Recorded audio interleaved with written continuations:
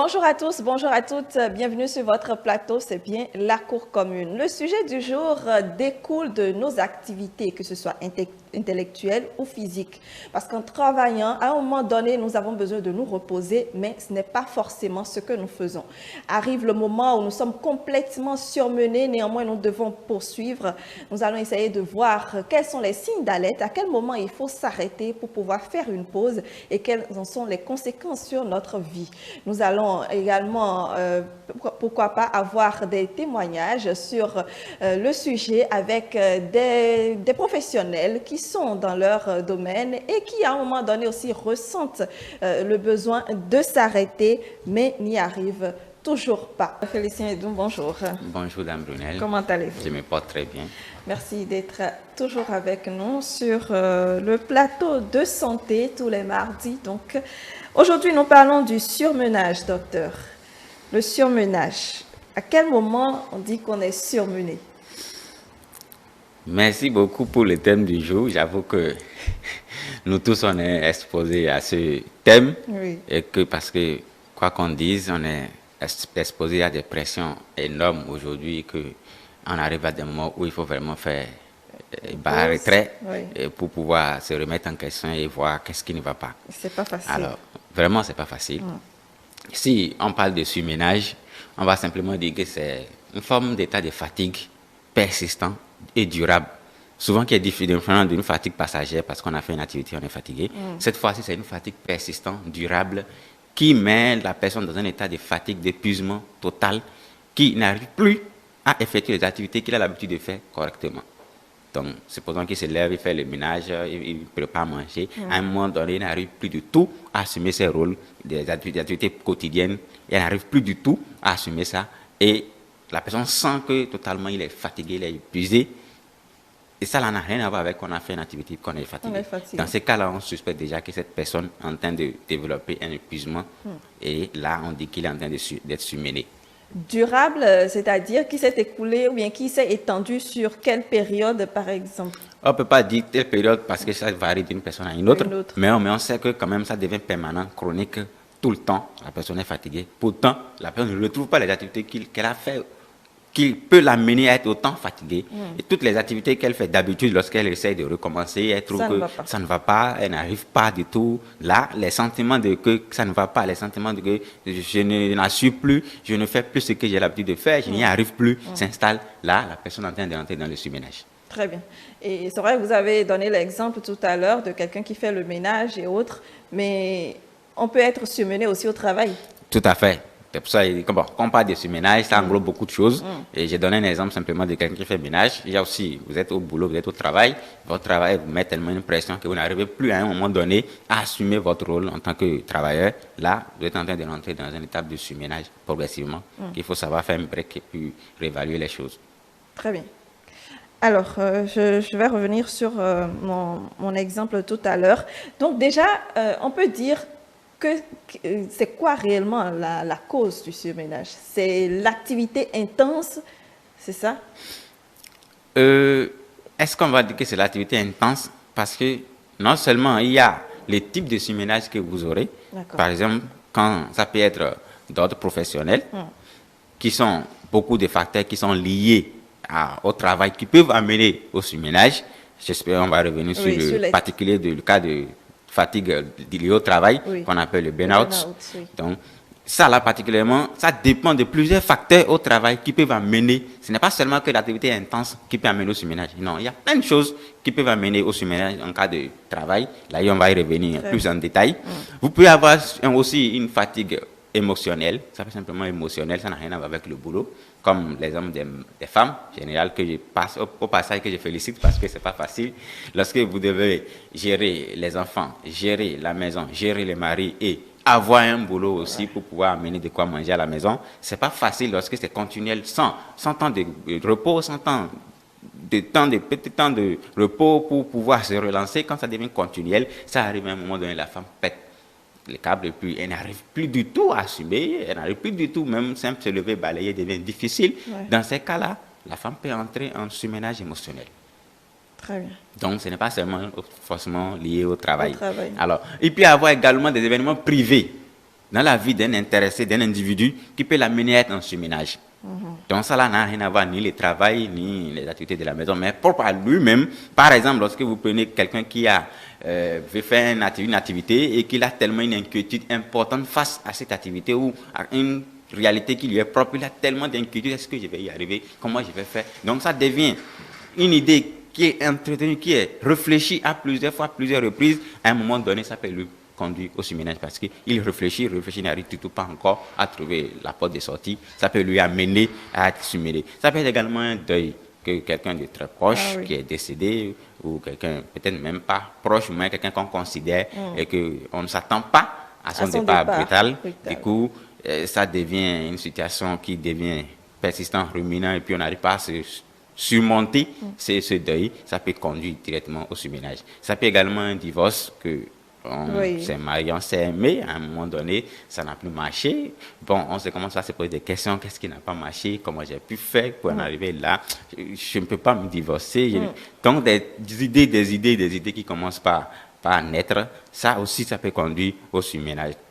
Ça peut également une situation de précarité, par exemple, je suis pauvre, en griffe, et que je n'arrive pas du tout à assumer, je n'arrive pas à donner de quoi que ce soit, et que c'est difficile, il y a des gens qui dépendent de moi, ça peut amener également les gens à entrer en surménage. Donc, vous voyez, il y a beaucoup de choses, même parfois on travaille ou on est dans un domaine où la réflexion intellectuelle est tellement trop que finalement, on n'y arrive plus à réfléchir. Cette façon de réfléchir peut également être arriver à un niveau où ça ne fonctionne plus. Là, on peut également se retrouver à entrer dans le surménage. Donc, il y a beaucoup de choses qui peuvent amener selon l'individu. Et ça aussi, ça dépend de l'individu lui-même. De la capacité à gérer les choses, de sa personnalité, parce que c'est très important dans ces différents types de surménage. Très bien. Alors, tout à l'heure, vous disiez qu'il y a plusieurs types de surménage. Il y a le surménage lié au travail, mais également professionnel et émotionnel, ou qui peuvent être liés à la vie privée de l'intéressé lui-même. Très bien. Alors, quand on parle de ces causes-là, c'est-à-dire essentiellement au niveau du travail, c'est vrai, on sait que l'activité est intense et autres, mais au niveau de la vie, de l'émotion, c'est que on ne peut pas gérer le flux d'émotions qui vient aussi. On ne peut pas gérer les informations qui viennent et autres. Mais est-ce qu'on peut se préparer à cela, en fait?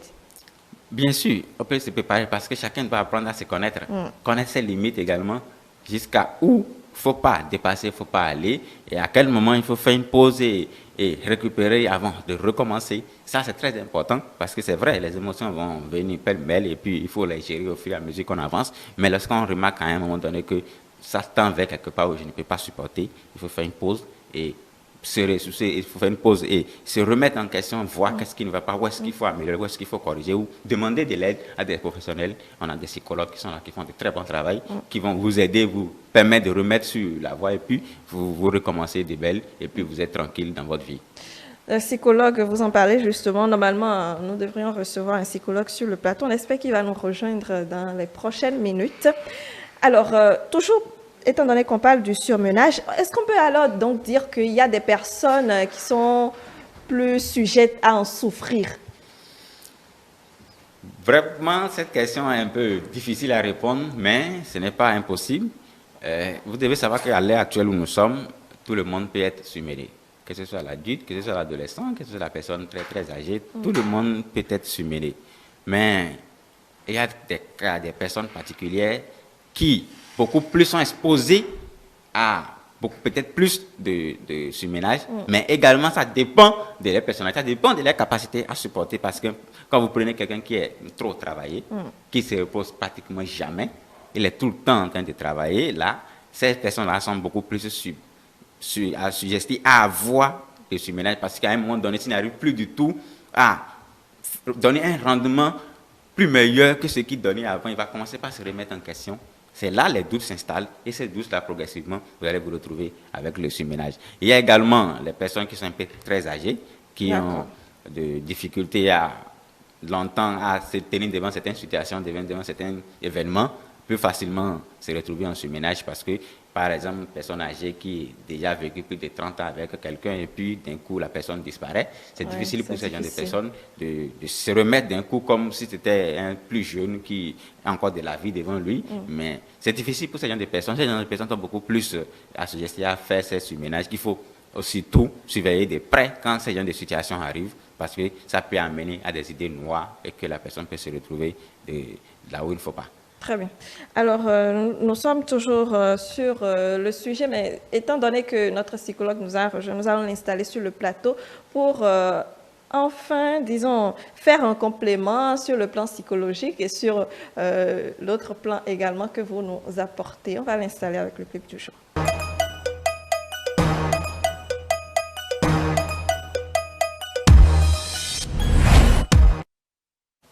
Voilà, il a été installé à présent. André Alironou, bonjour. Bonjour, Daniel. Comment allez-vous? Ça va bien. Alors, vous êtes psychologue. Aujourd'hui, Félicien Edou n'est pas seul sur le plateau.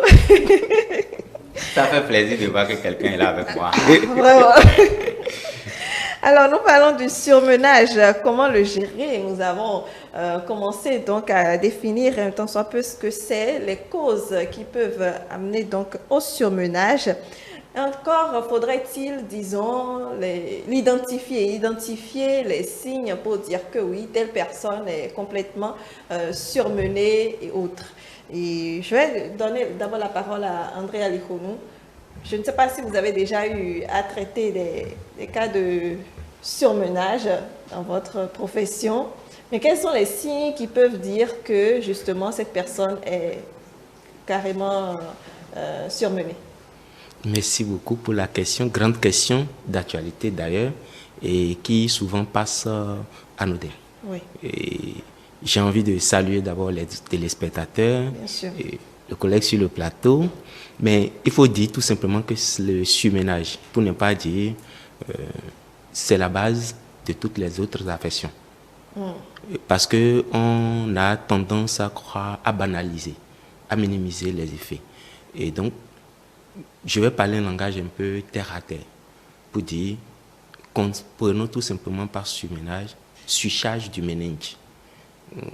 C'est surchargé. Quand vous êtes surchargé, qu'est-ce qui se passe? Quand vous prenez plus que le poids que vous pouvez supporter, alors que vous n'êtes pas une fourmi. Même la fourmi peut être surchargée.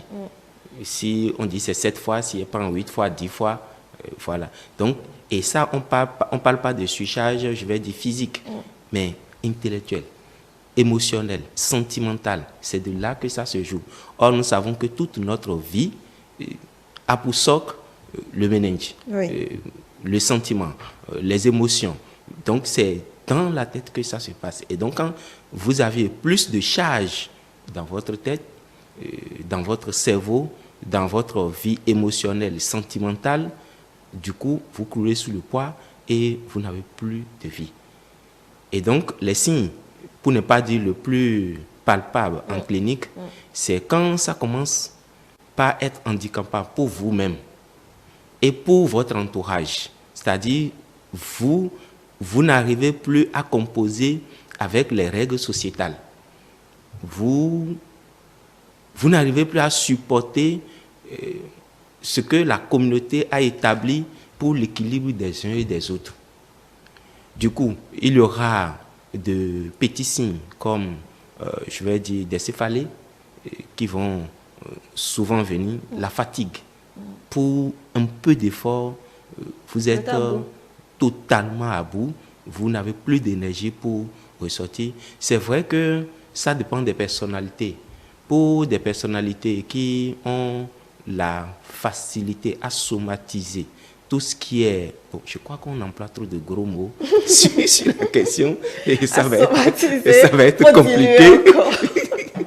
En fait, c'est des personnes qui, lorsqu'ils se sentent mal dans la tête, ils transfèrent ça dans le corps. Ils commencent par faire toutes les affections, palures, maux de ventre. Donc, c'est dire que voici à partir de tel signe, tel signe, tel signe. Toujours est-il que la fatigue, elle est universelle. Bien sûr. Les céphalées sont universelles pour tout le monde et vous n'allez plus être productif. Vous n'avez plus la possibilité de réfléchir. Ce que vous faisiez le plus aisément possible va devenir pour vous tellement compliqué. Ce que vous faisiez en 10 minutes, 20 minutes, vous allez passer 24 heures dessus, vous n'allez pas trouver les idées. L'inspiration s'en va et tout le reste. Très bien. Docteur? Merci, comme il a bien dit, comme nous, on est des généralistes, donc nous, on reçoit les cliniques en clinique, ensuite on oriente maintenant vers les psychologues. Nous, d'abord, quand on reçoit les patients, les premières choses qui commencent par vous dire, c'est que j'ai mal partout. Souvent, j'ai des douleurs musculaires, j'ai des tensions dans les muscles, j'ai mal au dos. J'ai mal au cou. Oui. Donc, quand d'habitude, elle est en forme, elle fait son travail, mais maintenant, quand elle s'assoit un peu pour faire l'activité, elle a déjà mal partout, les muscles, là, elle démissionne. La personne démissionne. Oui. Là, on commence par se dire, attention, qu'est-ce qui ne va pas? Ou bien, vous allez entendre, j'ai des vertiges, mais je mange rien. Mais j'ai fini de manger après, j'ai des vertiges, j'ai des maux de tête, je ne comprends pas. Parfois, ça prend ici, parfois, ça va de l'autre côté. Oui. Je n'arrive pas à comprendre ce qui m'arrive. Je n'arrive pas à dormir. Le sommeil, là, ce n'est plus réparateur. Oui. Du coup, quand ils dorment un peu, ils se réveillent. Du coup, ils se réveillent le matin encore plus fatigués, comme ils se sont partis coucher hier soir. Donc, le sommeil, là, ce n'est pas récupérateur. Donc, on se dit, mais qu'est-ce qui ne va pas? Parfois, il y en a même qui se retrouvent avec la tension qui se lève facilement. Donc, quand on fait le rétro, on voit qu'est-ce qui n'allait pas. On se retrouve en fait que la personne est en train d'être surmenée. Donc, le premier élément, c'est d'abord lever ça avec les psychologues. Ensuite, maintenant, nous, on continue la prise en charge clinique qui reste. Et les psychologues sont là pour nous aider parce qu'il avoue que, je ne sais pas pour, je sais pas, hein, ils font de très bons travail. En tout cas, tous ceux-là avec qui j'ai connu, ils font de très bons travail. Si le patient aussi est ouvert à accepter, parce que dans nos contextes ici, on sait que c'est difficile d'aller consulter. Oui, c'est ce que j'allais dire. Est-ce que vous dites à la personne, vous êtes surmené? Parce que dire à quelqu'un, vous êtes surmené, j'ai l'impression que c'est une maladie qu'on n'accepte pas forcément. Tout à fait. On ne va pas dire que la personne est surmenée. Donc, on a nos codes qu'on utilise généralement. Même s'il doit l'envoyer chez le psychologue, le papier que je vais faire, elle ne va pas voir sur ça que la personne est surmenée. Non, on a nos codes qu'on utilise. Parce que ça peut être un frein. Dis qu'il va chez un psychologue, tu le traites de fou. De fou en même temps. C'est ça le problème. Donc, quand tu dis va voir un psychologue, va voir un psychiatre, c'est comme si on dit je suis déjà fou. Alors que ce n'est pas ça. Comme je l'ai dit sur ces plateaux, les psychologues ont toujours les places, même depuis l'enfance, l'enfant qui grandit, il a besoin d'un psychologue, il a besoin d'être accompagné. Mais chez nous ici, non. Quand quelqu'un voit un psychologue, c'est que déjà que c'est sûrement qu'il est devenu fou, ce qui n'est pas totalement vrai. Il y a des gens qui ont des troubles de l'alimentation.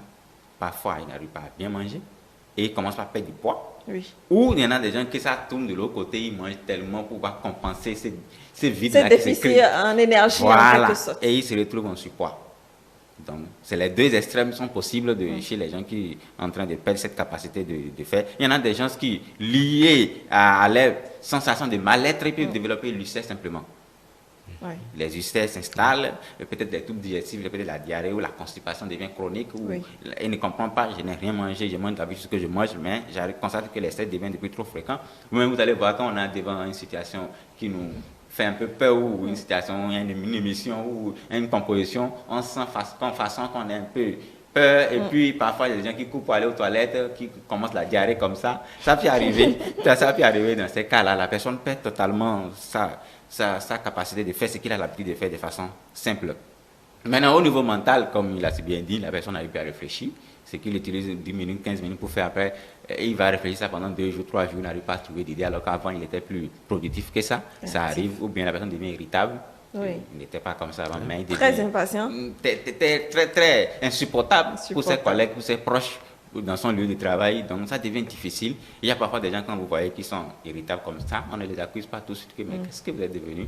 Pour nous, en tout cas, nous, en tant que cliniciens, en tant qu'agents de santé, on comprend parfois les difficultés de la personne. On se dit, à un moment donné, on s'approche et dit, pardon, viens, on va s'écrire après. Parce qu'on sait qu'il y a quelque chose qui ne va pas, qu'il faut aider. Parce que tout le monde n'arrive pas à comprendre que ça, là, ça ne va pas. Il faut aller consulter. Dans notre contexte, notre culture, on n'a pas l'habitude, quand ça ne va pas au niveau psychologique, au niveau si c'est pas qu'on est tombé malade, on a la fièvre, on ne va pas alité. Si on n'est pas alité, on ne va pas à l'hôpital. Donc, il y a des gens quand même qu'on a réussi quand même qui ont eu des satisfactions dans ces domaines. Et il y en a des gens qui, au niveau mental, ça, je ne sais pas, vous avez déjà eu des cas qui finalement sombrent dans l'alcool. Oui, on va revenir aux pour pouvoir combler ces vides-là. Ils sont en train de fumer, ils sont en train de boire à gauche et à droite. Il y a des gens qui sont dedans qui n'ont pas forcément au départ l'envie d'y aller.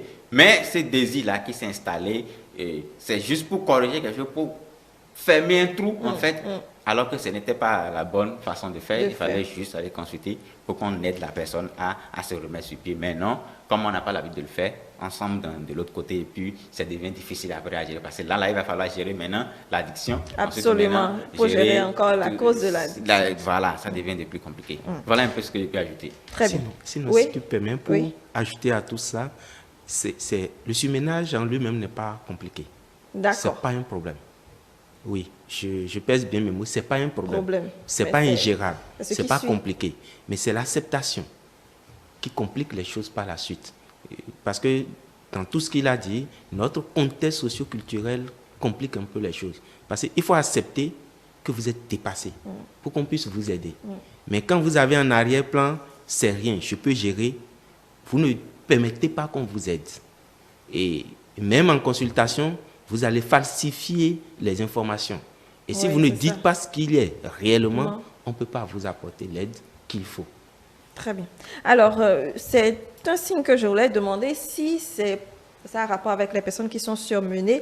Vous allez voir des personnes qui se parlent tout le temps, c'est-à-dire ils ne discutent pas avec quelqu'un en particulier, mais toute la journée, elles vont que parler, insulter peut-être, vous leur dites un bonjour, c'est compliqué, et ça s'enchaîne toute la journée. Est-ce que ça a déjà dépassé le stade du surmenage ou bien c'est toujours le surmenage? Vous savez, même le surmenage a des degrés je vais dire, d'affection ou de profondeur.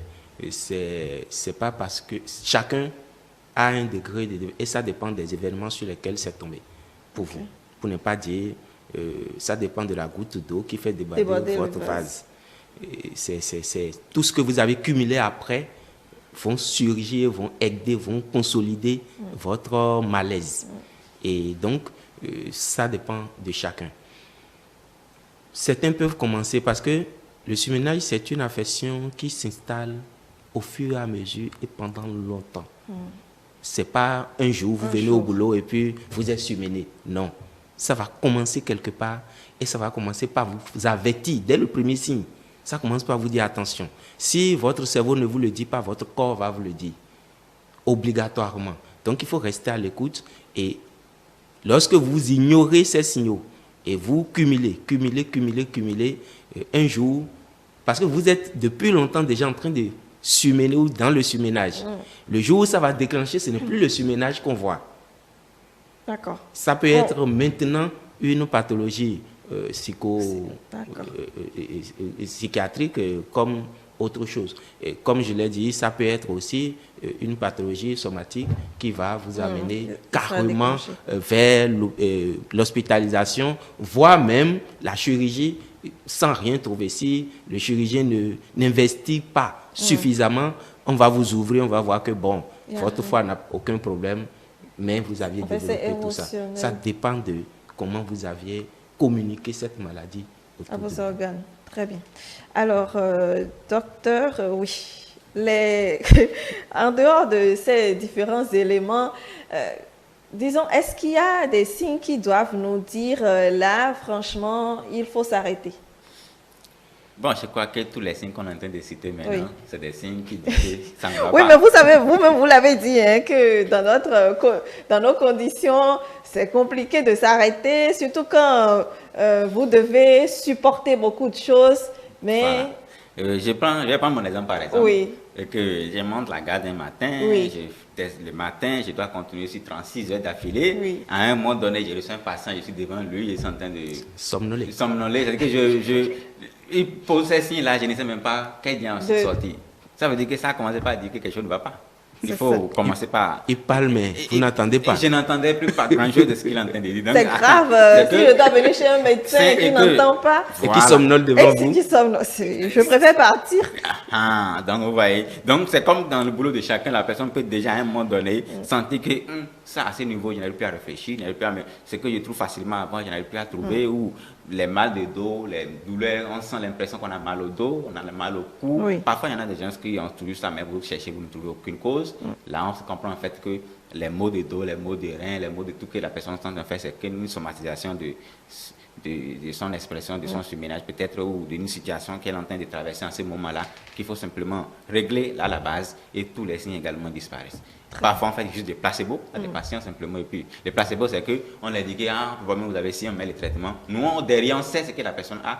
On lui fait croire que c'est ce qu'il a et quand on lui met le traitement. Alors que le traitement qu'on a mis, c'était rien du tout. Peut-être du paracétamol simplement. Et puis, tout rentre dans l'ordre.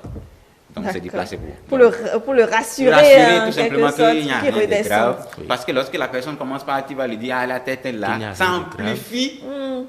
Maintenant, son tableau inquiet et il va chercher ailleurs. Les signes deviennent encore plus graves. Donc, on dit, il n'y a rien de grave, c'est rien du tout. Je vous prescris quelque chose simplement et puis tout rentre dans l'ordre. Et il utilise, il vous dit que c'est comme si c'était dans la magie.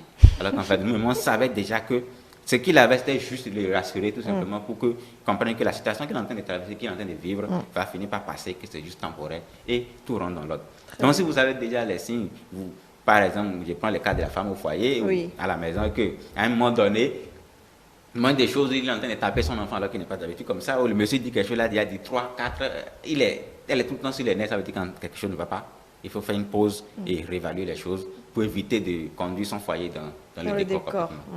Voilà. Alors, nous allons, vous voulez réagir? Oui, juste, je vais peut-être faire ce que je n'aime pas souvent faire, mais il faut dire aux téléspectateurs, lorsque vous sentez des céphalées, simultanément la fatigue, simultanément l'irritation, et quoi encore?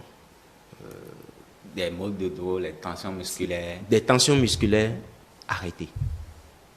Si vous n'avez pas le courage nécessaire d'aller vers une consultation, arrêtez ce que vous êtes en train de faire. Donnez-vous, voilà, j'allais dire l'insomnie. Oui, l'insomnie. Arrêtez ce que vous êtes en train de faire et donnez-vous du repos. Sinon, vous allez conduire votre organisme, vous allez vous conduire vers la maladie. Très bien.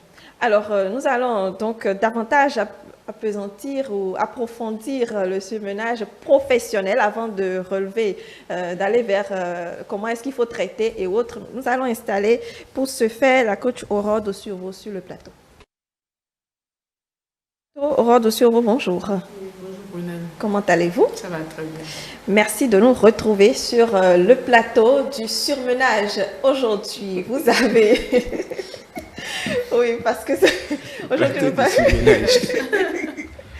même si nous ne sommes pas surmenés sur le plateau, je confirme, hein, André, vous n'êtes pas surmenés. Même si vous avez laissé votre boulot aujourd'hui pour nous rejoindre très très rapidement. Et Félicien n'a pas quitté une garde pour ce matin, non, pas pour du ce tout. Plateau. Bon, Aurore Dossio-Urvo, je sais que vous avez quitté votre maison. Oui, vraiment. Très bien. Alors, Aurore Dossio-Urvo, vous êtes coach, vous coachez dans les entrepreneurs, des femmes et autres. Vous avez suivi un peu notre développement depuis le début de cette émission. Au niveau professionnel, j'ai voulu qu'on ouvre une parenthèse quand même parce que, on l'a dit un peu plus tôt, hein, nous travaillons et bien souvent, on n'arrive pas à faire cette pause-là qui est importante parce qu'on a cette pression, on a des... on veut montrer qu'on peut y arriver, on a des résultats à atteindre aussi et donc la pause est compliquée à faire. Est-ce que vous, en tant que coach, vous en avez rencontré qui étaient dans ces situations-là exactement? Oui, évidemment, on en rencontre vraiment tous les jours même parce que le surménage, c'est vrai, c'est un mot tel que quand on ne voit pas quelqu'un dans un asile de fous, on ne trouve pas qu'il est déjà surmené. Donc bon, on ne se trouve pas surmené généralement dans le cas du travail. Mais l'acharnement sur soi-même, bien les autres de part et d'autre, fait qu'on n'arrive pas à s'arrêter. Et surtout ceux qui sont en freelance, au moins ceux qui arrivent à être fonctionnaires, qui ont des temps de congé, des temps de pause, au moins la pause s'impose à ceux-là. Mais ceux qui sont en freelance, franchement, travaillent des fois tout le temps, même la nuit. Aujourd'hui avec WhatsApp, aujourd'hui on peut travailler en ligne, c'est encore pire parce que même au-delà de 0 heure, on t'appelle pour un travail, bon, à 23 heures, tu sais déjà, il y a un audio qui t'attend déjà où tu es censé répondre parce que tant que la personne te trouve en ligne, c'est que tu dois répondre. Or, tout ce temps-là, ça agit sur le temps de repos. Et on se trouve soi-même capable, en fait, de réagir, de travailler, de continuer à donner le meilleur de soi-même. Et ça amène au surménage dans le secteur, dans le milieu de travail, au niveau de beaucoup de personnes. Et ça agit sur le rendement et sur le manque de confiance qui s'installe. Mais on ne se rend pas compte du mot, enfin, facilement. Oui. C'est le problème majeur. On n'aime pas trop ce mot-là. Alors, Félicien Edou, le surmenage professionnel. Vous nous disiez qu'il peut y avoir plusieurs causes qui amènent donc au surmenage professionnel, au burn-out, je veux dire. Avant d'en arriver là, il va falloir qu'on commence par dire c'est quoi le surmenage professionnel. D'accord. Parce que c'est un mot qui est apparu dans les années 1970 et puis on a essayé de faire une relation entre le travail et puis les pathologies, la somatisation des signes qu'on avait. Donc on avait trouvé effectivement qu'au boulot, ça a un impact forcément sur la vie quotidienne des personnes qui travaillent. Alors, il y a plusieurs définitions, il y a des gens qui ont essayé de définir, mais on a quand même des définitions qui se rapprochent. Je vais dire qu'on peut dire que c'est un état d'épuisement, comme on le dit le mot épuisé, c'est-à-dire la personne se sent totalement fatiguée, soit physique, émotionnelle ou mentale, qui est liée à une longue exposition, c'est-à-dire à un travail qui devient quotidien, et puis la personne est exposée de façon permanente, et puis la personne n'arrive pas à faire... en fait. Voilà. Il n'arrive pas à faire une pause, il n'arrive pas à faire un retrait pour pouvoir récupérer, et ça devient permanent. La personne, alors, elle commence pas à se sentir une baisse de ses capacités. Toutes les activités qu'il faisait avant commencent pas à baisser progressivement, et son rendement commence pas à chuter également. Là, on se dit, à ce stade-là, la personne est en train de se submerger. Donc, c'est lié à son travail, rien d'autre que son travail. Quand il sort de ce milieu de travail, il se sent à l'aise à la maison, il se sent à l'aise avec ses amis, ses collègues, mais on sent quand même, les collègues commencent pas à sentir que la relation de ce monsieur, ce n'était plus comme avant, il n'était plus enthousiaste comme avant. Avec eux, là, on commence pas à dire qu'à ce moment-là, il y a un problème au niveau de son travail. Et ces burn-out professionnels, comme je l'ai dit, c'est un sujet un peu trop vaste, qu'on ne pourrait peut-être pas avoir le temps de tout développer. Mais il faut savoir que ça compose 3 composantes particulièrement. Il y a la partie émotionnelle, le comportement de la personne vis-à-vis de son travail et le rendement que la personne produit. Alors, côté émotionnel, c'est peut-être physique, c'est peut-être émotionnel, comme on l'a décrit les signes tout à l'heure. La personne peut avoir tous ces signes-là dans son travail. Chaque fois qu'il se retrouve au boulot, il n'arrive plus à se concentrer, il a mal au dos, il a une tension musculaire, il est totalement épuisé. Ça, c'est dans le contexte de tous les signes qu'on a déjà cités aujourd'hui. La personne peut la voir, ce côté émotionnel. Maintenant, l'attitude de la personne vis-à-vis de son travail, maintenant, vous allez voir qu'il devient négatif. Il commence pas à se dire, le travail là, ce n'est plus comme avant, je n'arrive plus du tout à assumer, il se sent plus à l'aise, les relations avec les collègues prennent un coup, parce que vous savez, si tous ces éléments-là, là, qu'il y a une relation avec les collègues et que ça maintient toujours, la personne réussit quand même toujours à supporter les caps, mais lorsque la relation avec les collègues également est devenue pathologique, là, la personne commence pas totalement perdre sa capacité, il commence pas à s'effondrer. S'il ne demande pas de l'aide, s'il ne fait pas une pause, s'il ne se retire pas pour pouvoir récupérer, la personne va totalement avoir une somatisation complète maintenant de son tableau. Les petites pathologies vont s'installer, le paludisme, la typhoïde, tous les signes vont commencer par, et même des pathologies inventées que vous allez chercher au niveau médical, vous n'allez même pas trouver, vous allez faire toutes les analyses possibles, vous n'allez rien trouver. Là, et quand ça se passe, il y a quelque chose qui ne va pas à son boulot. Il faut vraiment faire une pause et récupérer, demander de l'aide. Comme je l'ai dit, la personne qui n'arrive plus du tout à assumer, vous allez voir que son rendement va baisser. La personne va commencer par perdre confiance en lui-même. C'est comme si je ne suis plus efficace, je ne sais plus à rien dans l'entreprise, dans mon poste. Et quand c'est une personne qui est en train de drainer beaucoup d'employés, là, elle commence par se dire, je n'arrive plus du tout, je ne veux pas mettre les clés sous la porte.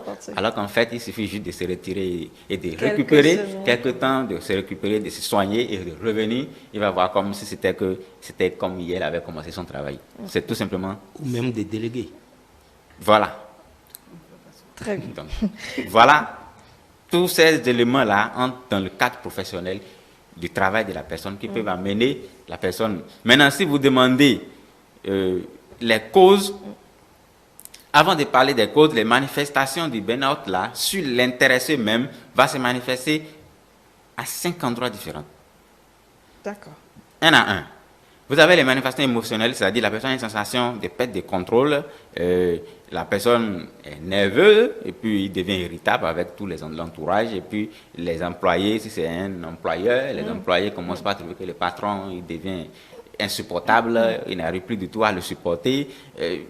les tensions commencent par se faire dans la maison, donc tout ça là, même si c'est un employé également, il se sent qu'avec les autres, il y a une tension qui naît et puis elle ne comprend pas, elle est tout le temps triste, elle est tout le temps sur les nerfs et que quelqu'un lui parle, il fait quelque chose et elle est tout le temps en train de s'emporter alors que pour moins de rien, avant, elle supportait ces filtrations, ces petits trucs-là entre collègues, mais maintenant, elle n'arrive plus du tout à supporter, donc elle craque et elle donne tous les signes. Maintenant, ou bien c'est physique, comme je l'ai déjà dit, tous les signes, les fatigues, tout cela s'installe. Il y a également les comportements cognitifs, c'est-à-dire la capacité de la personne à se concentrer sur son boulot. Il n'arrive plus du tout à se concentrer. Oui. Il a des petits trous de mémoire. On lui a demandé un travail tout à l'heure. Elle a pris, elle a déposé, elle avait déjà oublié qu'elle devait le faire parce qu'elle ne se trouvait plus comme il le faut dans son boulot. Du coup, il y a des erreurs qui s'installent, des petites erreurs, des petites qui commencent par s'installer. Il faut commencer par se dire, il y a quelque chose qui ne va pas. Parce que vous vous retrouvez dans les finances, par exemple, et que vous faites des erreurs comme ça, des erreurs de chiffres, des erreurs, vous allez vous retrouver en présence parce que on va dire, je ne savais pas. Alors qu'il suffit juste de faire une brique et de se remettre en question et de récupérer avant de recommencer. Parce que quand on est dans la finance, attention, faites attention. Les erreurs sont comme dans la médecine. Oui, c'est ça. Comme dans la médecine, c'est impardonnable. On ne comprend pas. Il y a aussi les comportements de la personne ou les relations interpersonnelles de la personne qui également prend un coup. La personne va peut-être à un moment donné, il y en a qui vont se replier sur lui-même, carrément qui vont se retirer des relations, qui vont se retrouver dans un coin où ils ont à l'opposé des comportements totalement agressifs et puis tout le monde commence par se retirer de là parce qu'on dit que quand tu lui dis quelque chose maintenant, la personne va se retrouver à dire des choses bizarres contre toi. Donc chacun commence par l'éviter et elle lui-même commence par se replier sur lui-même. Ou carrément la personne sombre dans l'alcool, il quitte le boulot au lieu de rentrer. Il va prendre une bière d'abord, deux bières. De 1, ça devient 2, de 2, ça devient 3, progressivement. 4 chaque jour. Ça devient une addiction, et puis ou des drogues ou des tranquillisants. C'est par exemple le cas des gens qui sont obligés de prendre des tramadol ou des médicaments sur le marché pour pouvoir tenir. On sait que ça ne va pas, qu'on est fatigué, mais on ne veut pas lâcher. On va chercher des tranquillisants pour se maintenir. Là, ça devient une addiction. Et que sans ça, maintenant, on ne peut plus rien faire. On est obligé de continuer à en consommer.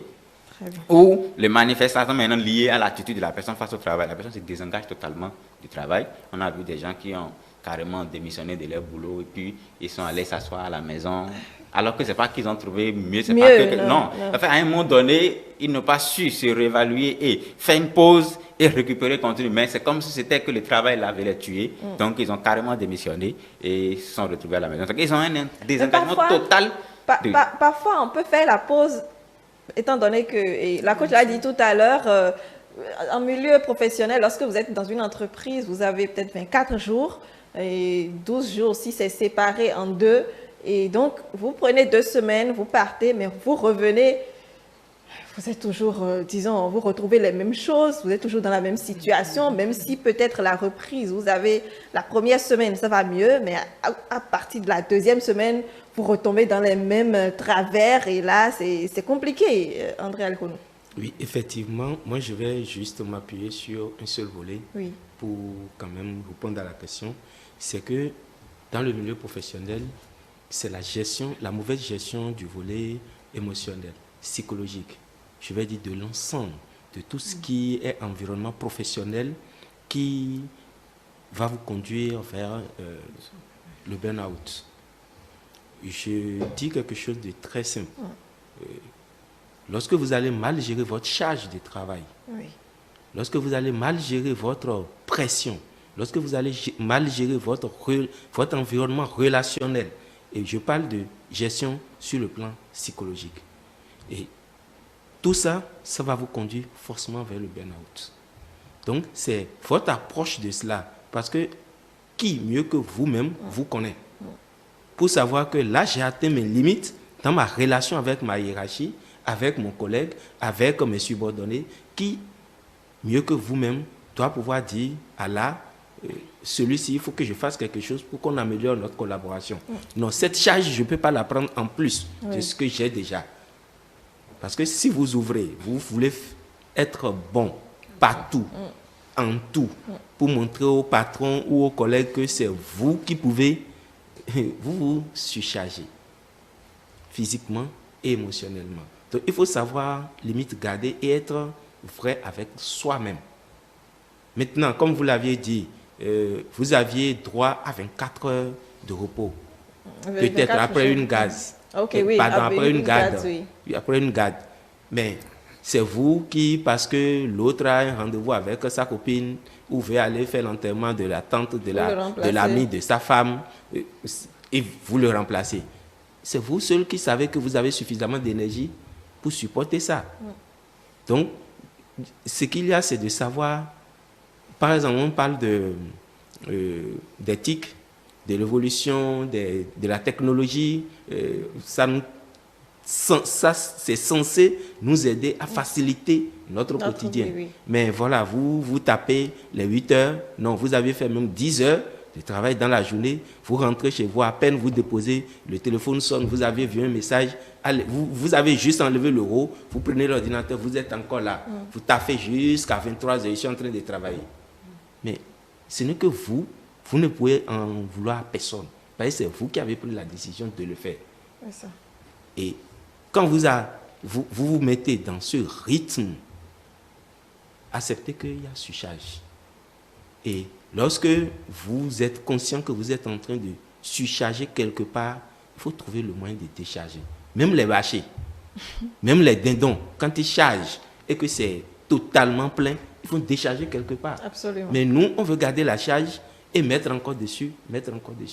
Donc, je pense que dans le milieu professionnel, il va falloir se dire les vérités. La grande responsabilité, c'est l'employé. L'employeur, il va chercher son profil. Mais c'est clair. Encore et encore. Oui. Et tant que vous lui donnez des ouvertures, il va rentrer dedans. Oui. Il va vous utiliser. Une chose est sûre, si l'employeur pouvait faire seul, il n'allait pas vous appeler. Maintenant, s'il vous appelle, c'est pour faire des profils.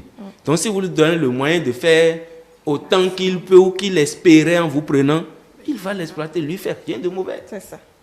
Si pendant votre congé, vous êtes disponible, il va l'exploiter.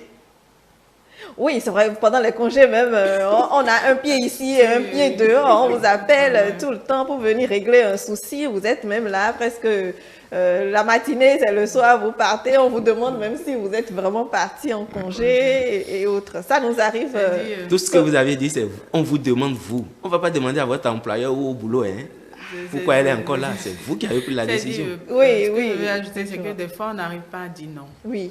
Et puis, on a envie de plaire. Et puis, il suffit que quelqu'un flatte son ego, que vraiment, on se met au travail. On dit, voilà, celui-là, il travaille très bien. Et puis, les gens savent tellement exploiter l'ego de l'homme parce que savent que plus ils vont t'apprécier, voilà, tu seras là. Voilà, tu travailles 24 heures sur 24. C'est ça. À un moment donné, il faut savoir dire surtout non. si vous êtes payé un peu aussi. Oui, surtout quand il y a l'argent vu. J'écrivais un petit surplus. Sur ma page hier, je dis, Dieu a dit, aime ton projet comme toi-même et non plus que toi-même. Parce qu'à un moment donné, on se met à aimer les gens plus que soi-même et on se tue. Et personne en réalité n'est là. Maintenant, l'autre chose que je voulais aussi ajouter, c'est l'incapacité souvent de partager les charges avec c'est pas son conjoint ou son entourage. C'est ça qui crée beaucoup le burn-out. Parce qu'on est là à réfléchir à tous les trucs seul. Dans son monde seul, il n'y a personne à qui on peut faire une ouverture pour dire voilà, j'ai eu telle situation, qu'est-ce que tu en penses? Souvent, l'entourage n'est pas à l'écoute, personne n'écoute personne. Nous sommes dans un monde bizarrement comme ça, où on est là à affronter tout seul les charges et ça amène à la déroute. Et c'est quand ça dépasse à un moment donné qu'on se rend compte que celui-là est malade. Bon, encore que le surménage, bon, on ne le perçoit pas comme une maladie. Une maladie, oui. Souvent, on se dit, je vais gérer. Mais c'est une maladie, hein. Oui, c'est dit, on ne le voit pas soi-même comme une maladie. La dernière fois, il y a un truc qui m'était arrivé, par exemple. Les gens me sollicitaient tellement. Et le jour-là, j'étais très fatiguée, je devais dormir. Mais la personne me dit, amène les bons, s'il te plaît, pardon. Et puis, j'étais sortie de la maison, j'étais venue à Cotonou. Et je ne sais pas, en 2 temps, quand mon portable était tombé, c'est quand j'étais revenue au bureau, je n'avais pas vu le portable, je ne sais pas là où c'était même tombé. J'essayais de remonter, j'ai vu que voilà, la fatigue a eu ses raisons. Mais bizarrement, quand le portable était tombé, c'est vrai, j'étais restée off pendant 4 jours. Plus d'appels. Bon, plus d'appels, au moins vous êtes reposé. Et je me suis bien reposée. Et c'est là que je me suis rendu compte que quand même, il fallait que aussi ça m'arrive. Que je fasse un malheur pour un bien. Oui, que je fasse un stop et que je m'arrête. Parce qu'il fallait que je m'arrête. Donc, des fois, on ne se rend pas compte soi-même qu'il faut s'arrêter. Il faire les choses là. Peut-être il faut que chacun maintenant devienne un peu gardien de l'autre pour proposer à l'autre, écoute, commence pas à te reposer un peu. Il faut qu'on commence pas à s'aimer, un peu éveiller un peu sur ceux de notre entourage. Quand on sent que quelqu'un travaille un peu trop, qu'on puisse l'encourager à prendre quelques heures de repos et à faire comme les gens qui sont en Europe, eux, ils se reposent. Les amis à Paris, quand ils sont au repos, tu les appelles, ils disent, oh, tu sais, je suis en vacances, rappelle-moi dans 2 semaines. Mais nous, on n'arrive pas vraiment vers ça. Il faut qu'on intègre le repos, les congés vraiment dans nos habitudes, vraiment dans tout ce que nous sommes en train de faire. Très bien, oui. Il y a un volet qu'il faut souvent que le commun des mortels met dedans, c'est le volet spirituel. Ça n'a rien à voir dans la gestion, la question du burn-out. Il faut carrément enlever ça. Il faut faire face aux choses. Dieu, c'est à part. Pas lier Dieu à ça. À ça. D'accord. Alors, vous avez dit quelque chose qui m'intéresse, André Alikhonou, c'est que lorsque vous donnez l'opportunité à votre employeur de vous utiliser comme, disons, jusqu'à usure. Oui, il va le faire. Néanmoins, même si l'employeur vous utilise, c'est qu'il a les revers aussi, parce que quelqu'un qui est fatigué, intensément épuisé intellectuellement, ne vous rend plus forcément votre travail comme il devrait le faire, a des erreurs partout, dans un travail qu'il avait l'habitude de bien présenter. En fait, ce n'est pas forcément un avantage. Oui, il a des revers aussi, mais le plus grand, c'est pour vous, parce qu'il peut vous remplacer.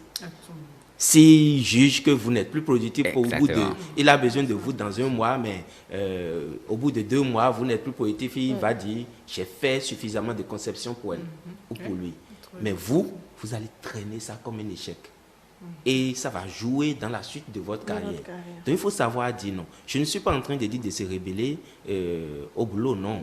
Vous pouvez accepter, vous avez dit par exemple, si votre employeur il s'entend avec vous, pour cette surcharge, tu auras 2 heures, 3 heures, tu viens à partir de 11 heures, on aura besoin de toi la semaine prochaine, rien que les soirs. Et en même temps, il y a l'accompagnement pécuniaire qui, automatiquement, ça vous règle.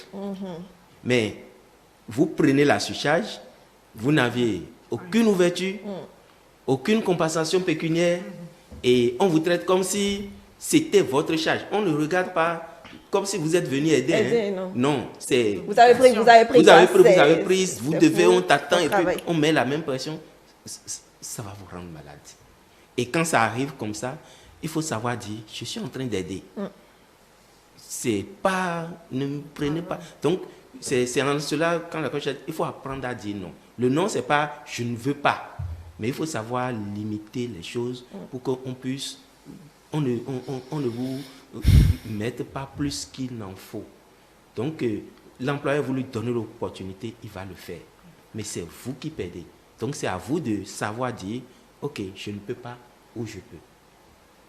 Très bien. Oui, je sais que vous voulez réagir, Félicien.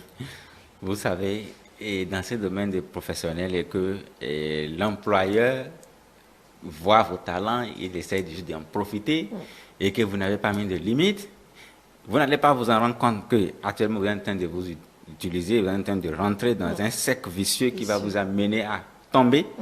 Le jour où vous tombez, l'employeur vous remplace. Ça ne va pas faire 24 heures. C'est pour ça que tous ceux qui travaillent avec moi, c'est tous les gens qui sont ambulants et quand ils arrivent dans mon bureau, j'ai dit quand on rentre dans mon bureau, c'est pression zéro. Je mets tout à zéro. Parce que vous savez, lorsque vous allez, il y en a des collègues qui sont tombés sur le champ de travail et puis, c'est 24 heures, on les a remplacés. Parce qu'on ne peut pas laisser le boulot sans quelqu'un pour le faire. Donc, alors que ce travail que vous avez fait jusqu'à que vous tombez, l'employeur ne demande même pas comment la personne va. L'essentiel est que comme il n'est plus productif pour lui, il va falloir qu'il le remplace. Et il est dans son droit quand quelqu'un n'est pas productif de le remplacer. Mais hier, il n'a pas l'idée de réfléchir que c'est lui qui avait utilisé la personne, que la personne a dépassé ses limites, a dépassé sa capacité de travail, et ensuite la personne a craqué. Et voilà, dans nos contextes encore qu'on a des difficultés à se faire dédommager en cas d'accident de travail. On a un système compliqué ou pas encore assez avancé pour nous permettre d'aller dire oui, je suis tombé au travail, ça est considéré comme un accident de travail, il faut des gens pour m'évaluer, pour me dériver de ce qu'il faut pour que l'employeur me dédommage à la hauteur des dommages que j'ai, qui sont souvent irréversibles. Dans nos contextes, c'est difficile. On a des gens qui sont tombés au travail, qui ont une paralysie due au travail de poids lourd qu'ils faisaient. Du coup, aujourd'hui, ils ont des enfants, ils ont une famille qui n'avait pas vraiment un boulot qui rapportait grand-chose. Aujourd'hui, ils se sont retrouvés à la maison, n'arrivent plus du tout à assumer. Il est en train de s'enfoncer lui-même, déjà avec son statut physique qui est déjà un problème. Mais l'employeur, depuis plus de 6 mois, n'a jamais rien conversé. Pour qu'il puisse au moins se soulager un peu. La rentrée a commencé, tous ces trucs-là se sont entremêlés. Pendant que la personne était bien portante, on l'utilisait, il ne se reposait jamais. Il peut faire 2 semaines sans revenir à la maison. Après, revenir à la maison, c'est peut-être 2 ou 3 jours fait. L'employé l'a encore appelé, il est encore sorti. Il n'a pas su dire à un moment donné non. Stop, il faut un moment donné pour récupérer. Et c'est là-bas, il a fait une poussée hypertensive, il est tombé. Comme ça, il a fait AVC sur le lieu de travail. Et vous imaginez de tout ce qui est derrière l'AVC, comme on a dit sur le plateau. Donc, c'est très, très lourd pour lui. Il a une hémiplégie totale et puis c'est difficile pour lui. Et heureusement, maintenant, il arrive quand même à se mettre debout, à marcher, à faire quelque part. C'est encourageant. Mais ce n'est pas facile parce que si vous vous retrouvez dans ces conditions-là, il faut un système pour au moins accompagner la personne. Mais dans nos contextes-là, le travailleur, l'employeur, quand il voit que vous n'êtes plus productif et puis on vous balaye, on vous remplace, sans savoir qu'en fait, que c'est ce qu'on travaille là qui a amené ce type de pathologie, ce type de maladie qui devient invalidante pour la personne et qu'il a besoin d'être dédommagé. C'est difficile, c'est compliqué dans nos contextes. Il faut savoir se dire non à un moment donné et se retirer, récupérer avant de revenir, même si on revient, on voit que ça ne va pas, pourquoi ne pas démissionner? Parce que si vous ne démissionnez pas, c'est la maladie qui va vous faire démissionner. En ce temps-là, vous ne serez plus productif pour personne. Ça, c'est le plus dangereux, c'est le plus grave de la situation. La démission, ça peut être une solution. Quand tout ne va pas. Et aussi, il faut savoir que c'est très difficile de prouver que il y a eu accident il y a eu accident, je vais dire psychologique, de travail. Accident de travail, ça dépend. Si c'est évident, physique, c'est encore justifiable. Mais psychologique, que c'est parce qu'on m'a surexploité et que je ne suis plus productif, compliqué. Ça là, c'est encore derrière l'eau là-bas. C'est loin. C'est loin. C'est ce qui rend compliqué la situation. C'est pour ça que quand chacun arrive à un niveau, il doit savoir se dire, j'ai atteint mes limites, il faut que parce que quand on va péter là, vous ne verrez personne pour s'occuper de vous. Vous allez vous retrouver seul et vous allez même finir dans dépression et puis même dans une tentative d'autolyse. Il faut dire que c'est une réalité. C'est une réalité. Parce que moi, j'ai 2 amis quand même à l'Occident qui sont actuellement au repos à vie. Mais prise en charge totalement. Les vacances et tout le reste parce que on a su, le psychologue du travail ou les médecins du travail ont su détecter que elles n'est plus capable ou elles ne sont plus capables de produire, de travailler. Donc, on a dû les mettre au repos. On a recruté d'autres personnes, mais sont à la charge, sont prises en charge totalement. Donc, prennent leurs vacances, viennent quand à la maison il y a un peu de pression. Je vais aller en vacances. Ils sortent. Ça, c'est intéressant. Nous n'avons pas encore fait ce cap-là. Donc, franchement, prenons soin de nous. Alors, c'est vrai que vous avez cité pêle-mêle les conséquences de ce surmenage, que ce soit professionnel ou émotionnel ou autre, sur la santé et même sur l'environnement. Mais je ne sais pas si vous voulez compléter. Non, comme on l'a dit, le plus important, c'est sur soi et sur sa famille, en fait. Parce que vous n'allez plus être autant productif, même à la maison, en famille, même vous-même, pour vous réaliser, vous développer. Parce qu'une chose est sûre, il faut le garder, c'est que personne ne viendra vous développer. On se développe. C'est l'autre qui l'a dit, comme Kizebo. On ne développe pas, on se développe. Donc, quel que soit ce qu'on va faire autour de vous, c'est vous qui allez prendre la responsabilité d'eux. Pour votre épanouissement, je pense qu'il faut savoir limite garder. Les limites, c'est écouter votre corps, écouter votre tête, si on peut parler aussi simplement comme ça, et donnez-vous du repos quand il faut, ou exploiter correctement votre repos. C'est aussi simple que ça. Vous pouvez, tout est question de communication. Apprenez à communiquer avec vous-même. Vous communiquez avec vous, vous dites à votre organisme, demain, il y a du boulot qui m'attend. Vous allez voir, vous allez vous réveiller avec une certaine énergie assez suffisante pour parcourir toute la journée. Mais arrivé au soir, la fatigue va commencer par venir. C'est pour vous dire, j'ai fini mon taf. Mais si le soir, vous programmez à l'improviste autre chose, là, vous êtes en train de dire à votre corps de sortir de sa programmation. Et tout ça, c'est le message qu'il faut envoyer. Il faut pouvoir dire d'abord à son organisme ce que vous voulez faire, comment vous voulez le faire et le préparer à. Mais ne cédez pas. Vous voulez aller en vacances, programmez ça à l'intérieur. Communiquez-vous comment vous allez en vacances, ce que vous voulez avoir en retour en venant. Vous voulez au boulot aujourd'hui, dites, si vous dites à 13h, je vais prendre mon repos jusqu'à midi, je vais me coucher à tel endroit. Il faut visualiser tout ça. Mais à 13h, couchez-vous réellement. Si l'heure arrive et que vous voyez qu'il y a une charge au lieu de 1 heure, je vais faire 45 minutes, dites à l'organisme, ce n'est plus 1 heure, ça va être 45 minutes. En fait, c'est maîtriser son corps carrément. Et ça va vous donner ce qu'il faut. Oui, c'est aussi ce qui pousse l'homme dans le travail excessif, c'est la recherche de l'argent, de gain tout le temps. Et on ne peut pas rechercher l'argent. Par exemple, la vie est chère, l'essence monte, ceci monte par-ci, par-là. C'est pas faux. Hein? Ça, oui, c'est une réalité au fait qui pousse l'homme dans un stress finalement, c'est dans un gouffre finalement, parce qu'on veut toujours faire plus pour en avoir plus et finalement on utilise le corps un peu trop. Donc à un moment donné, il faut savoir c'est pas se décharger sur Dieu. Je disais à un ami, pour dire Dieu prendra le contrôle de ça, parce que finalement ce n'est pas parce qu'on a fait tellement de choses qu'on a tellement d'argent. Ce n'est pas ça quoi. Il faut savoir. Ça aussi c'est pas faux. Ça aussi c'est pas faux. Parce qu'on essaie de faire tellement de choses. Quand on en fait trop, on n'en a plus du tout. Oui, des fois. Et puis non seulement ça, on se rend esclave du travail. Oui. Parce que quand quelqu'un te donne une masse de travail, par exemple, à faire, et puis l'argent qui va avec ne va pas souvent avec, c'est souvent un peu.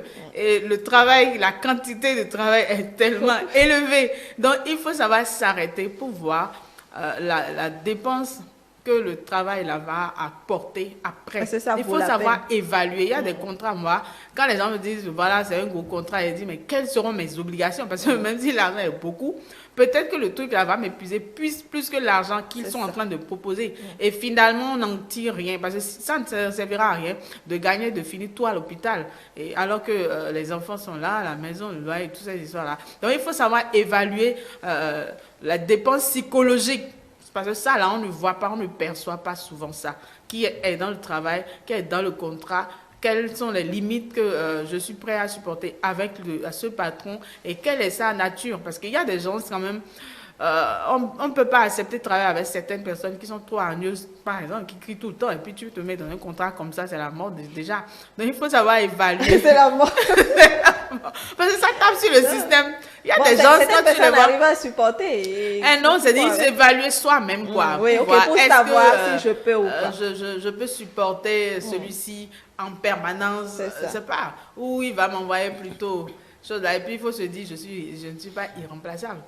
Donc du coup, ça va s'arrêter. Donc là, on éviterait un peu plus le surménage. Très bien, Félicien. Oui, elle m'a fait peut-être revenir sur quelques points au niveau de ce qui peut amener à un surménage dans un contrat, dans un travail. Et vous avez d'abord l'exigence du travail, ça peut être l'intensité du travail, ou ça peut être le temps qu'il faut pour faire le travail, parce qu'il y a des gens que s'ils doivent travailler, ils travaillent de maintenant jusqu'à, comme elle a dit, elle revient à 0 heure, déjà, on l'appelle encore pour dire qu'il y a tel problème. Il n'y a pas de temps de repos pour la personne, donc la personne va de façon continuelle. Quand vous vous retrouvez dans ce genre de situation, ça peut vous conduire totalement avec tout ce que vous allez gagner là-bas. Vous allez venir dépenser ça sur votre santé. Et ça ne va pas suffire. Ça ne va pas suffire en plus, ça ne va pas suffire. Voilà. Donc, il y a aussi les exigences émotionnelles, c'est-à-dire le contact surtout avec les clients, avec les collègues et autres. Quand la relation entre les collègues, tout ça là n'est pas vraiment dans un milieu où déjà l'autre est contre l'autre, ou l'autre est déjà un on ne s'accepte pas. Voilà, contre l'autre. Donc, on est voir. dans un milieu où on se sent, quand on vient là, c'est comme dans un enclos, on s'enferme et puis on n'est pas à l'aise avec les personnes de l'entourage, où on a un subordonné ou un patron ou un employeur qui tout le temps avec des violences verbales, des violences même physiques dans certains boulots par exemple. Oui. Donc, surtout les violences verbales, c'est quelque chose qui fait beaucoup plus mal que physique. Donc, il y a des gens qui n'acceptent pas ces genres de violences verbales, des insultes, des rabaissements, des humiliations, et qui essaient d'accumuler sur une longue durée, et à un moment donné, ça pète, et puis ils se retrouvent de l'autre côté. Il y a aussi le manque quand on dit manque d'autonomie, c'est-à-dire, vous travaillez comme je l'ai dit, mais vous n'avez pas un temps pour vous. Tout votre temps, c'est pour les autres. alors que vous oubliez encore que vous avez des enfants, vous avez un conjoint, et quand vous voyez, vous faites le tour de la journée sur journée, vous vous rendez compte que vous n'avez même pas un petit temps qui vous appartient. Quand ça continue comme ça, vous allez finir par vous retrouver au bout de... Alors, est-ce que lorsqu'on se lève le matin, bien, on commence à ne plus du tout avoir envie d'aller au boulot, est-ce qu'on est surmené? C'est-à-dire quoi? Vous vous levez le soir, vous pensez au boulot du lendemain, vous vous dites franchement, vous n'avez aucune envie, mais alors aucune d'y mettre pied. Prenez l'attention. Oui. Demain, il ne faut pas mettre le bénet à genoux parce que les gens vont refuser d'aller au boulot. Ah non! Non, c'est un signe. C'est déjà un signe pour vous dire, attention, il y a quelque chose quelque part qui ne rentre pas marche dans pas. l'ordre. Il faut essayer de parce que si, maintenant, qu'est-ce qui fait que je n'ai pas envie? Est-ce parce que je n'ai pas envie d'aller revoir la tête d'André? Est-ce que c'est parce que ce qui est là, ça n'a pas d'intérêt? Est-ce que c'est parce que je n'ai pas de défi là aujourd'hui? Est-ce que c'est parce que je ne suis pas obligé, etc., etc. Donc, il faut regarder tout ça, mais c'est un signe déjà. C'est un signe. Ça veut dire aussi que vous aviez déjà commencé votre cheminement vers le burn-out il y a un bon moment. C'est pas maintenant que ça a commencé? Non. D'accord. Vous savez, cette sensation-là également peut être ressentie, surtout par exemple quand on travaille et que la rémunération ne l'accompagne pas. Ah oui, c'est pas ça. C'est les premiers éléments qu'on remarque le plus souvent parce que, imaginons que vous avez déjà fait 3 mois sans salaire et puis on vous demande toujours de vous lever tous les matins, de venir au boulot. C'est compliqué. À un moment donné, vous dites que mais franchement, je n'ai aucune envie de me lever sur mon lit et dire que je vais au boulot, sachant que quand je vais finir la journée, journée sur journée, je n'aurai pas de quoi rémunérer, manger ou carrément le salaire là. Le déplacement, l'essence que vous achetez pour aller là-bas, ça dépasse déjà ce qu'on vous donne là-bas. Donc, il y a tout un profit qui est mis en jeu. Maintenant, il y a aussi dans tout ça, il y a le caractère parfois personnel à l'intéressé lui-même. Ça traite de personnalité, tout ce qu'il est capable de supporter ou pas supporter. Tout ça aussi entre en jeu dans ces conditions-là parce qu'il y a des gens qui vont se retrouver devant un contrat qui peuvent s'en sortir. Il y en a d'autres quand ils vont se retrouver devant ça, ils vont pas du tout faire mi-chemin. Du coup, il y a la capacité de chaque individu, le caractère de personnalité de chaque individu qui entre en jeu dans ces capacités à supporter ou ne pas supporter telle ou telle situation qui va l'amener au burn-out. Très bien. Alors, parlons à présent de la prise en charge. Lorsque la personne est surmenée, bientôt burn-out déjà, et qu'il vient, disons, consulter un psychologue, pourquoi pas, ou un médecin, comment on le prend en charge pour qu'il s'en sorte? Je vais d'abord... Non, bon, il n'y a pas grand-chose, beaucoup de choses à faire chez nous. C'est juste d'abord de remarquer que ça ne va pas. Peut-être les petits signes somatiques qu'il y a, des petits trucs qu'on peut mettre maintenant pour calmer les signes. Mais on sait déjà d'où vient le problème. Il faut l'orienter vers le psychologue pour qu'on lève ces différentes difficultés, qu'on lui apporte le soutien, tout ce qu'il faut. Et maintenant, vous allez voir que tous les signes somatiques là aussi disparaissent. Donc, c'est généralement beaucoup plus le travail des psychologues. André Aléron. Oui, effectivement, le burn-out, souvent, c'est la partie visible de l'iceberg. Et quand ça vient comme ça paraît être simple. Si on a la chance que l'individu ou le client, si je peux dire, est venu consulter un peu tôt, c'est plus gérable. Mais c'est une gestion dans le temps parce que quand vous commencez par creuser, vous vous rendez compte qu'il y a beaucoup de choses en dessous qu'il faut quand même enlever. Et ça se passe aussi simplement dans les entretiens. Mais la première des choses qui prend le temps, c'est la mise en confiance. Parce que c'est une question de confiance, de sécurité pour l'individu. Et le temps que le client va prendre pour vous évaluer, parce que c'est en fait de ça qu'il s'agit. Est-ce que je peux me livrer à cette personne? Moi, j'ai reçu un patient il n'y a pas longtemps. On a parlé de beaucoup de choses, on a géré, et il est arrivé des questions. J'ai dit, on a fini. Qu'est-ce qu'on peut... Je pense que j'ai fini mon contrat avec toi au bout de 6 séances. Et il me dit, non, j'ai bien envie de continuer. J'ai dit, ok, tu veux continuer sur quoi? Il dit, mais tel aspect, j'aurais voulu qu'on en parle. J'ai dit, il n'y a pas de souci. Si tu veux, on va le faire en 2 séances. Il me dit, mais... Et j'ai dit, bon, si tu es prêt à me parler de ci, de ça, chant, on veut parler de sa vie relationnelle et sexuelle. Je dis, je veux parler de tes premiers rapports sexuels, de comment tu as abordé. Dire, ça, ce sont des questions trop personnelles. Et jusqu'ici, elle n'est plus revenue. Ah, d'accord. Or, c'est elle qui a fait la demande. Oui. Mais parce qu'elle ne veut pas s'ouvrir sur ces questions-là. Sur ces questions-là. Mais elle voudrait que je puisse donner. Mais quand on n'a plus. Bon, bref, c'est juste pour dire, quand la personne qui vous évalue constate que vous n'êtes pas encore digne de confiance pour vous livrer tel compartiment de sa vie, ça va prendre du temps. Mais lorsque vous tombez devant une personne qui est déjà à bout, qui est en demande, et là vient intervenir la question de personnalité, des types de personnalité. Parce que certains types de personnalités sont plus facilement enclins à demander de l'aide. D'autres, je ne peux pas me rabaisser jusqu'à ce point-là. Je peux encore gérer. Qu'est-ce qui peut m'apporter que je ne peux pas trouver moi-même? Or, on oublie que c'est parce que vous n'y arrivez plus qu'on vous dit allez demander de l'aide. Et demander de l'aide, ce n'est pas que vous êtes incapable. Parce que le travail psychologique qui se fait, c'est que nous, on est des catalyseurs. Le psychologue qui va dire, je vais te soigner, il ment. Je vais te guérir, il ment. Le psychologue ne guérit pas. Je vais t'accompagner, t'aider, cheminer avec toi sans prendre ta place. Je vais t'aider à trouver en toi-même les ressources nécessaires pour t'auto-guérir si guérison il doit avoir.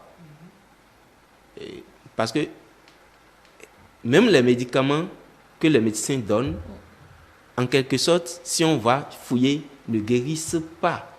Ils vont aider l'organisme à trouver la ressource nécessaire pour se guérir. Donc, c'est un abus de langage de dire je vais aller chez le psychologue pour être guéri de tel, c'est pas ça. Donc, il faudrait qu'on prenne ça. Et souvent, certaines personnes ont vraiment de la difficulté, donc ça prend du temps. Mais c'est d'abord, quand vous trouvez le moyen de bien démystifier la question autour de la problématique je vais dire, de l'individu, quand vous arrivez à lui expliquer clairement ce qu'elle a, et quand vous arrivez à lui dire avec les mots qu'il faut, ce qu'il n'arrive pas à comprendre dans son malaise, vous gagnez petitement sa confiance. Et au fil du temps, il va vous évaluer pour voir. Mais ça dépend des affections. Quand on est dans le burn-out, je vais peut-être dire, on ne va pas sur les questions personnelles tout de suite. Il faut creuser autour de l'environnement de travail, de la charge de travail, de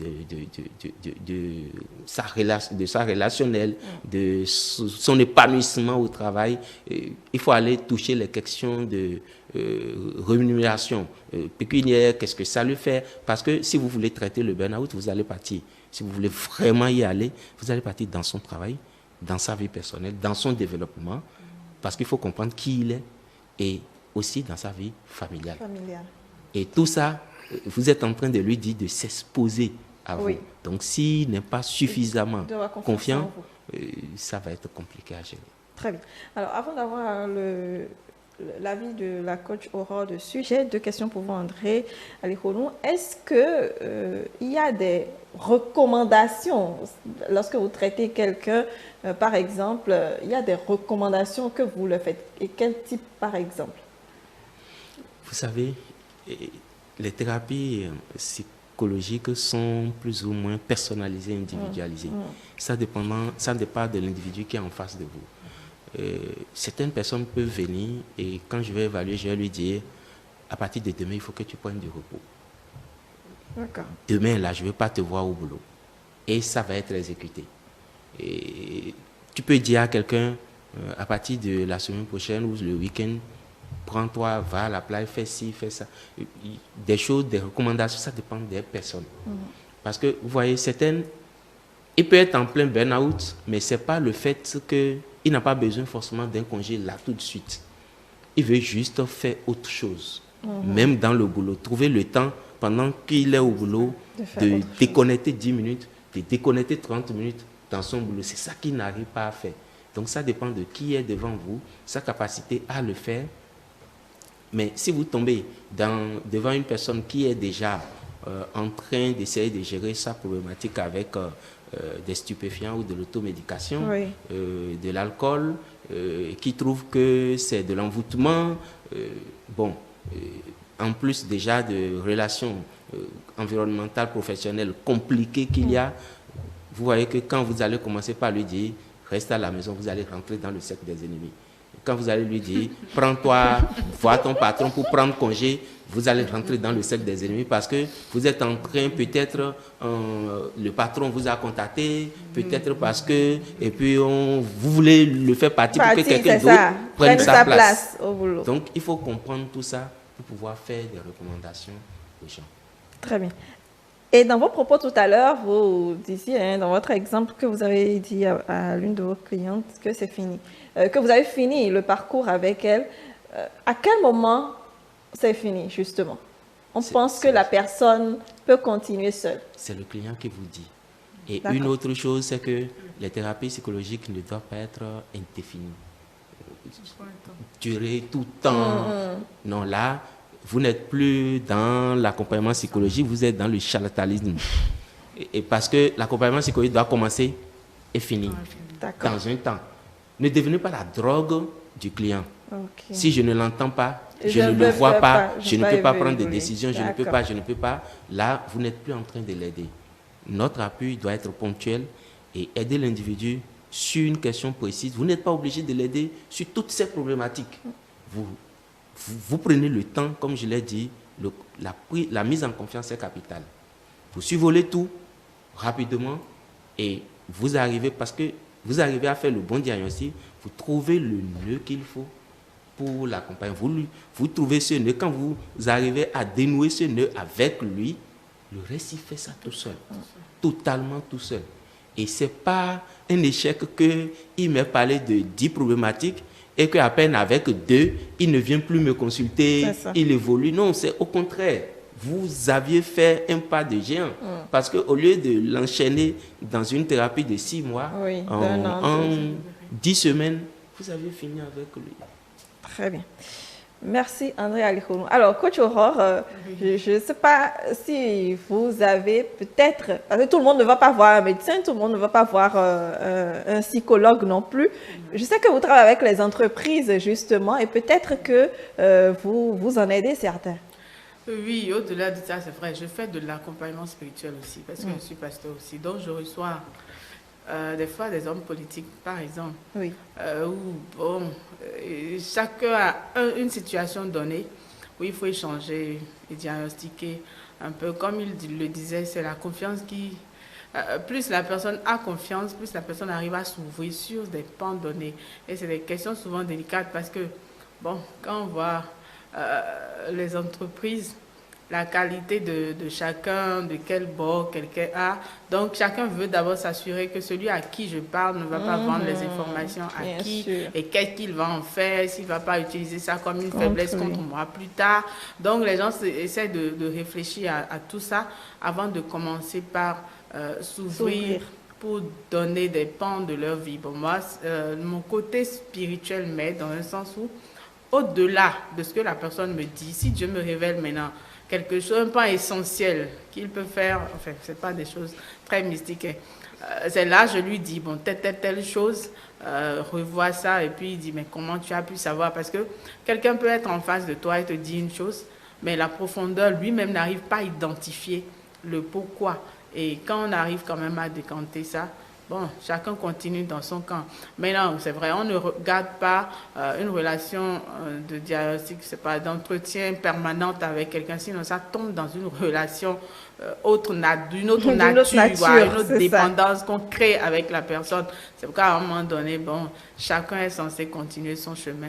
Maintenant, dans le cadre avec les jeunes entrepreneurs, c'est vrai, il y a des difficultés que chaque entreprise rencontre, chaque entrepreneur rencontre, et il y a la concurrence qui est aussi beaucoup sur le terrain, qui crée beaucoup de stress. Et généralement, ils ne savent pas à qui se confier parce que peut-être tu fais la même chose que moi, ou bien l'autre fait la même chose, peut-être tu veux te rallier au camp de mes ennemis. Mais enfin, nous, on est un peu neutre, c'est pourquoi quand on accompagne les entrepreneurs, on est un peu neutre sur ce plan-là et on arrive à quand même échanger pour voir, voilà, sur tel point, voilà, tu peux faire confiance, tu peux amener, partager l'expérience de telle personne, ça va t'aider et ça crée une certaine confiance pour que chacun ne reste pas enfermé dans ses difficultés parce que c'est ça qui crée un souci majeur pour quelqu'un ne peut pas dire, écoute, tu sais, je suis fatigué. Enfin, nous, on se met un peu... J'essaie en fait de me mettre un peu par exemple à côté de quelqu'un pour qu'il puisse dire, écoute, tu sais, ces temps-ci, je n'y arrive pas. Parce que voir un certain type de personnalité, c'est pas facile de dire je n'y arrive pas. Or, le fait déjà de pouvoir avoir une oreille à qui tu dis, je suis fatigué, je n'y arrive pas, ça décante en soi quelque chose et l'autre va te dire, écoute, tu vas y arriver. Et ça montre cette faiblesse naturelle qu'on a. Et ça recharge et ça me remet en confiance. Donc, c'est des petits trucs que nous, on essaie de faire sur le terrain, par exemple, pour pouvoir déstresser un peu. Et même moi-même, je le fais aussi parce que des fois, enfin, on reçoit tellement de personnes que des fois, on se dit, bon, on se met aussi dans une certaine bulle de tout-puissant. Alors qu'en réalité... Vous aussi, vous en avez besoin oui, moi aussi, on en a besoin. On a besoin de trouver aussi une oreille. Et je me rappelle, quand je portais plus le titre de pasteur, c'était un peu compliqué pour moi parce que le pasteur est censé régler les problèmes. Mais il n'a pas souvent de problème. Mais je m'étais rappelé, j'ai rencontré quelqu'un qui est à l'Occident. Chaque fois que tu lui poses une question, rassure-toi qu'il va te poser la même question. Et au départ, j'étais choquée, mais à un moment donné, ça m'a fait du bien de pouvoir avoir quelqu'un à qui je pouvais dire, ok, voilà. Parce que si tu n'es pas sûr de répondre, ne lui pose pas vraiment cette question-là. Donc, on a besoin les uns des autres à un moment donné, mais c'est la confiance. Parce que dans un métier où tu dis à quelqu'un, je n'y arrive pas, après la personne va dire, lui-même ne s'en sort pas. Et puis c'est à lui, là, j'irai faire confiance. Le problème qu'il y a dans le milieu du travail, un peu, voilà. Très bien, oui, c'est vrai qu'il faut quand même avoir sa réputation et une certaine crédibilité. À protéger. Oui. C'est un piège. Parce que quand vous êtes en relation de confiance, quand vous êtes en thérapie, chaque question que le client vous pose, la réponse que vous donnez, le client sait d'avance si c'est bon ou faux. Et c'est suivant votre réponse qu'il va vous dire la suivante. Surtout quand vous êtes en milieu psychiatrique, par exemple, j'ai eu la chance de travailler pendant un bon moment là. Le, entre guillemets, fou qu'on dit, qui est devant, quand vous tombez sur les bons fous, moi j'aime dire bon fou intéressant, et vous dire en même temps, mais docteur, tu viens de mentir. La question là, c'est pas ça qu'il fallait répondre. C'est ça là, il fallait dire. Tu m'as menti, est-ce que je peux encore te parler? Et c'est automatique. C'est pour ça que ce milieu, moi, je l'aime beaucoup parce que c'est franc. Il n'y a pas d'hypocrisie. On ne cache pas. On ne cache pas les choses. Si tu perds ton porte-monnaie, tu reviendras trouver. Et ça, c'est évident. Si quelqu'un a pris, on dira c'est tel qui a pris. Et tu vas trouver, mais dans notre monde, c'est un peu plus compliqué. Donc, dit souvent, la déontologie dit, ce n'est pas de vous qu'il faut parler. Faut pas, mais quand vous êtes dans un certain niveau thérapeutique, je pense qu'il faut rassurer le patient en disant, vous n'êtes pas Dieu Tout-Puissant. Vous aussi, vous êtes limité. Donc, en venant se confier à vous, il ne fait pas mal. Vous allez vous entraider. Vous n'êtes pas là pour l'entraider, pour l'aider, pour faire chose. Très bien, merci beaucoup. Alors, Coach Aurore, je vais vous libérer pour recevoir Modeste pour la dernière partie, mais je vais quand même prendre, ça c'est une obligation pour moi, votre mot de fin, pour ces entrepreneurs où vous êtes pasteur, on l'avait dit. C'est vrai que j'oublie souvent ce côté-là. Ces personnes qui sont dans un moment de difficulté actuellement et qui n'arrivent pas à s'en sortir. Oui, le surmenage, ça arrive à tout le monde. Personne n'est exempt de ça, en fait. Il faut apprendre à se reposer, à prendre sa pause. Et il faut apprendre aussi à avoir confiance en Dieu, savoir que l'issue peut venir d'une manière ou d'une autre. Et il faut que nous commençons par nous aimer. Il faut s'aimer soi-même et voir qu'on a envie de vivre longtemps, pas mourir maintenant. Donc, la durée est encore longue et il faut entretenir le cheval pour l'amener aussi loin que possible. Donc, c'est possible de s'en sortir. Ceux-là qui sont dans un état de surmenage, je les exhorte actuellement à mettre une pause. Quel que soit ce qu'ils sont en train de faire, prends une pause et va vers ce que tu aimes faire. Ça déstresse. Et pour reprendre et donner encore le meilleur de soi. Très bien. Merci beaucoup, Coach Aurore Dossou-Ovo. Je vous raccompagne pour installer Modeste Dossou-Togbé. Voilà, avec Modeste pour le message. Oui, le premier message qui dit pour obtenir un travail pour surmenage professionnel, vous devez consulter un médecin.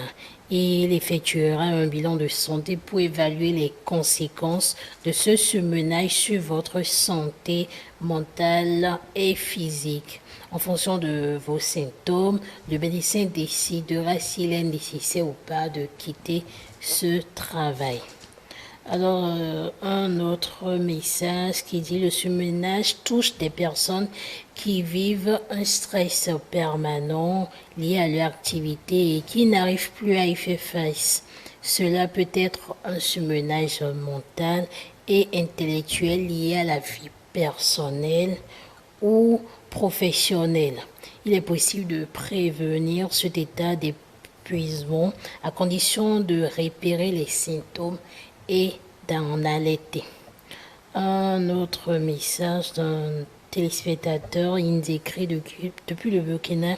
Il dit lorsqu'une situation de stress se prolonge et devient chronique, elle peut fortement handicaper la vie quotidienne. La personne est irritable, manque d'initiative, a du mal à s'organiser, à se concentrer, a une mauvaise image et on a tout de suite une mauvaise image d'elle. La fatigue ne s'améliore pas avec le sommeil ou le repos. C'était tout. Très bien. Vous avez dit dans vos propos qu'à un moment donné, vous pouvez demander à quelqu'un de prendre son repos. Bon, c'est vrai que le premier message nous parle donc de la permission, de la visite médicale, l'autorisation donc médicale qui dit oui, vous avez besoin de repos et ça, bon, tout le monde ne veut pas forcément aller voir un médecin, encore que ça prend peut-être 1 jour, 2 jours avant d'avoir cette autorisation-là pour pouvoir donner à son employeur et autres. Ça fait un circuit qui non, c'est pas un circuit long et lourd, pas du tout. Et c'est forcément le médecin. Est-ce qu'on peut dire à son médecin, j'ai besoin de repos? Non. Vous ne pouvez pas lui dire, donne-moi un repos parce que j'ai besoin de repos. Oui. C'est lui qui va constater. Comme l'a dit Dr. Dou, il détecte les premiers signaux, il vous envoie vers un spécialiste qui lui confirme son diagnostic et il vous prescrit un repos s'il estime que vous devez avoir un repos. Donc, ce sont vos symptômes qui vont convaincre le médecin, ce n'est pas vos propos ou votre discours. Et si j'ai besoin de repos? Et si j'ai besoin de repos et que je ne peux pas... Mais si vous avez besoin du repos, il faut demander du repos à votre employeur. Non, parce qu'il y a un quota de repos. Mes heures de vacances sont épuisées pour l'année. Mais là, je suis vraiment fatiguée. Voilà, si vous êtes fatigué. Maladie vraie. Ah non. Si vous êtes vraiment fatigué, là, vous venez un consultant, vous lui exposez votre situation, votre problème. Et là, on vous oriente vers les psychologues qui évaluent votre niveau, qui évaluent votre état mental, tout ça là. Mais on nous dit maintenant que oui, vous avez besoin de repos et il nous fait un retour et puis nous, on vous donne des repos. Mais je pense que l'employeur, même si vous êtes fatigué, que vous avez épuisé votre quota de repos annuel, si vous êtes fatigué, que vous lui expliquez, l'employeur a tout intérêt à vous donner. Et je crois la structuration de votre entreprise doit quand même permettre ça. Très bien. Modeste? Oui, pourquoi vous souriez? La pensée du jour qui dit se mettre en ménage, c'est aller fatalement au surmenage. Se mettre en ménage, c'est aller fatalement au surmenage. Alors, bon, je sais que c'est un peu ironique, mais bon. Oui, c'est une caricature qui n'est pas, pour ma foi, et je pense que le sens est autre carrément. C'est vrai, peut-être pour caricaturer un peu les difficultés en couple, juste parce que on est souvent confronté à une problématique aussi de mal communication ou d'incompréhension ou d'accord de collaboration entre les membres du foyer. Sinon, le ménage, si c'était aussi catastrophique que ça, on ne s'en serait pas mis dedans. Personnellement, je me rappelle, à mes débuts, il y avait un peu de difficultés, j'appelais un grand frère, il dit, mais grand frère, ça chauffe, hein? Tu m'aurais dit que le foyer là, c'est comme ça. Il dit, mon petit, on a dit, comment on appelle ça? J'ai dit foyer. Il dit foyer, qu'est-ce que ça fait? Ça brûle. Donc, tu as accepté rester dans le foyer. Tu dois pouvoir brûler. C'est toi qui es le fagot qui fait brûler. Donc, c'est chaque membre qui constitue le fagot qui fait brûler le foyer. Donc, pour ma part, c'est très caricaturé, mais ça peut être aussi source. C'est ça. Il faut se dire la vérité. Si vous tombez sur la mauvaise borne et que vous n'arrivez pas à raccorder les choses vous supportez, vous supportez, parce que là, vous entrez dans un contrat à vie. Oui. Ce n'est pas un contrat professionnel où au bout de 3 ans, de 2 ans, je peux démissionner. Il n'y a pas de démission dedans. Bon, encore que démission, c'est autre chose. Donc, voilà. Félicien. Bon, pour ma part également, c'est un peu trop dit. Et il n'y a pas que le mauvais côté dans le ménage. Bien sûr. Et on peut apprendre juste à régler, à contrôler son temps, à contrôler les activités de chacun dans le couple, puis éviter d'en arriver là. Mais c'est vrai qu'il y en a des cas que vraiment... Parfois, on se dit, peut-être c'est mieux pour cette personne de ne pas se retrouver en couple, parce que c'est difficile encore qu'en regardant sa personnalité et puis la personnalité de la personne qui se met en ménage avec lui, cette personne encaisse à un moment donné, ça pète. Donc, très bien, merci. Jacques Steinberg, c'est bien ça? Voilà, c'est bien entendu l'auteur de cette citation. Il est né le 17 avril 1923 et mort le 11 octobre 2006 à Paris. C'est un auteur belge francophone et il est un romancier et un dramaturge. Il est aussi un essayiste. Très bien. L'humour? L'humour, oui, vous allez vraiment prêter attention. Juste 1 minute et bon, on revient quand même.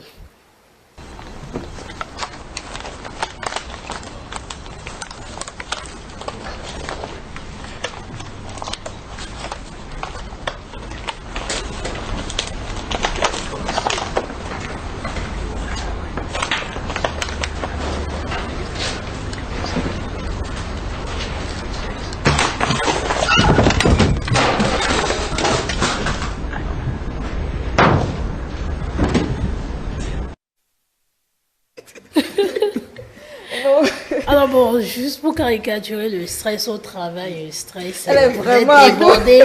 Elle est vraiment débordée. Bon, elle a fini d'attacher son lot de dossiers, son lot de papiers. Et bon, elle se dit que c'est fini et pas la chute. Elle n'est pas débordée. Elle est à bout. Ça, c'est franchement au-delà de déborder. Elle a fini son travail, mais franchement, c'est compliqué lorsque... Et même les autres aussi subissent en fait ce qui vous arrive. C'est exactement ça. C'est pas que vous seul. Parce que le monsieur de derrière qui est aussi tombé, et ça montre toute la relation qu'il y a dans la chaîne. D'où l'intérêt pour vous, d'abord, et pour l'employeur, de quand même trouver le moyen de quand même aider ses employés à s'épanouir plus au travail. Très bien. Un mot de fin, Modeste? Essayez de vous adapter à votre milieu de travail. Et bon, moi, je le dis souvent, quand ça ne va pas, essayez de trouver des solutions et pas seulement partir, parce que partir ne règle pas tout. André Aligonu? Restez à l'écoute de vous-même. Ne négligez pas les messages, les signaux et les messages que votre organisme et vous-même vous donnez. Très bien. Félicien Edouard? Je dirais que chacun essaie d'adapter sa vie, ses capacités à se porter en fonction de ce qu'il fait dans la vie. Et surtout, quand ça ne va pas, il faut savoir demander de l'aide. Et aussi, ne pas oublier que le sport quotidien est très important pour améliorer la qualité de vie. Et le rire. Merci. Et surtout, pas accumuler tout, aller faire le sport le week-end. Comme je l'ai dit sur ce plateau, ça ne suffit pas. Quotidiennement, le sport, ça améliore la qualité de vie. Très bien. Merci beaucoup, Félicien Edou. Merci à vous, André Alikhonou. Merci également à vous, Modeste Dossou Togbe. Il y avait également sur ce plateau Aurore Dossu Ovo, que vous connaissez très bien. Amis téléspectateurs, nous parlons donc du surmenage. Et vous le savez, c'est une maladie. Si vous en ressentez les signes dont on a parlé ce matin, alors je vous invite tout simplement, pourquoi pas aller consulter ou à faire une petite pause pour voir comment est-ce que vous allez vous sentir. Néanmoins, écoutez votre corps, soyez à l'affût de tous les signes pour pouvoir ne pas tomber davantage dans ces travers. Merci de nous avoir suivis. On vous retrouve très vite.